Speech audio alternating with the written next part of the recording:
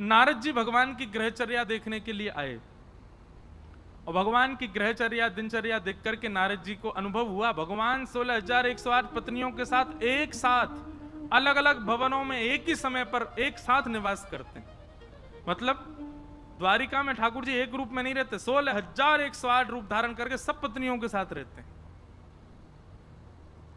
नारद जी गए तो इस भावना से थे कि कोई पत्नी शिकायत करेगी कि ठाकुर जी मेरे संग नहीं रहते, वही के संग रहे मैं। पर सब पत्नियों ने एक ही शिकायत करी, बोले कहा मोह छोड़ के जामे ही ना है, पूरे दिन मेरे पास ही रहे मैं। ऐसी भगवान की ग्रहचर्या का दर्शन किया। अंत तो गत्वा नारद जी ने ठाकुर जी को प्रणाम करके कहा आप जैसे आप ही हो, कोई नहीं हो सकता। बंधु कृष्ण लीला करनीय नहीं है, मैं फिर कहूं आप कर नहीं सकते भगवान कृष्ण ने जो किया है। कृष्ण लीला अनुकरणीय है, जो कह रहे हैं वो करो। भगवान ने कृष्ण लीला में हजारों बार कहा कि मैं भगवान हूं, मैं परमात्मा हूं, मेरी शरण में आओ। राम लीला में एक बार भी नहीं कहा भगवान ने, क्योंकि वहां पूर्ण मानवों की तरह ठाकुर जी लीला कर रहे हैं और यहां पूर्ण भगवान और मानव दोनों बन करके लीला कर रहे हैं। अद्भुत लीला है ठाकुर जी की। नारद जी की ग्रहचर्या का दर्शन, फिर आगे भगवान की नित्यचर्या, दिन से लेकर रात्रि तक ठाकुर जी की दिनचर्या क्या होती है वो सब बताया गया। फिर राजसूय यज्ञ की चर्चा, और वहां भगवान जरासंध का अंत कराने के लिए गए, साथ में अर्जुन और भीम को लेकर के गए। बहुत अच्छी कथा है। यही जरासंध जिसने मथुरा पर चढ़ाई की थी, इसको भगवान ने 18 बार 16 बार इसकी सेना को मार दिया, उसको नहीं मारा। और 17वीं बार जब वो आया तो भगवान रण छोड़ के भाग लिए। आज उसी जरासंध ने 20,000 राजकुमारों को बंदी बना रखा था। भगवान को जब ये बात पता चली तो भगवान अर्जुन और भीम के साथ जरासंध के यहां रूप बदल करके गए, ब्राह्मण का रूप धारण करके।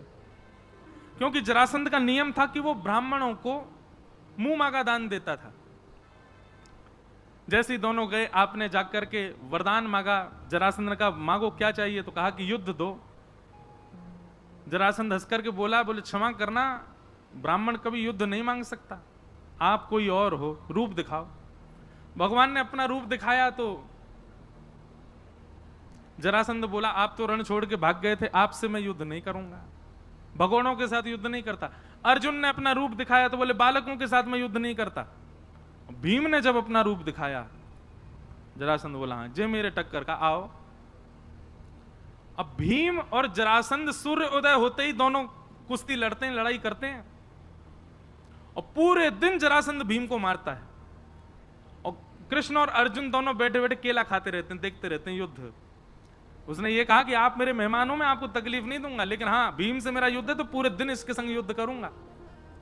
शाम को जब सूर्यास्त हो जाता तो कृष्ण अर्जुन दोनों जाते, भीम को कंधा पे टांग करके कमरा में ले जाते, मां उसके बेचारे के मल्लम पट्टी करते, बाम फाम लगाते। ठीक है जा भैया, सुबह फिर लड़ना हो तो है, रात में ठीक होना जरूरी है, सुबह फिर युद्ध होगा।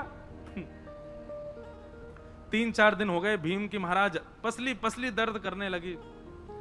भीम को लिटा करके पूरे लेप आदि लगा करके भगवान और अर्जुन दोनों हंसते भाई प्रसाद पा रहे थे, खूब जोर जोर से धागा मार के हंसे। भीम बोला इसलिए आए हो मेरे साथ हैं, पूरे दिन आप जैमते रहते हो, हंसते रहते हो, एक बार भी यूं नहीं सोच रहे कि मैं कैसे ठीक हूं। भगवान उठ करके गए, क्या बात है, क्यों इतना उदास होता है, मुझे बचाइए, कैसे मारूं इसको। भगवान बोले युद्ध करते समय थोड़ी एक आध बार मुंह को देख लेकर, वहां तो कुछ बताऊं तू देखे ही ना है, तो को अपने बल पे इतना अहंकार है, तेरे को लगता है तू सब कर लेगा, कभी कभी देखा कर। हमारे संत जन आज्ञा करते हैं, भीम कौन है, सब लोग इधर देखो, मैं आप हम सब भीम हैं।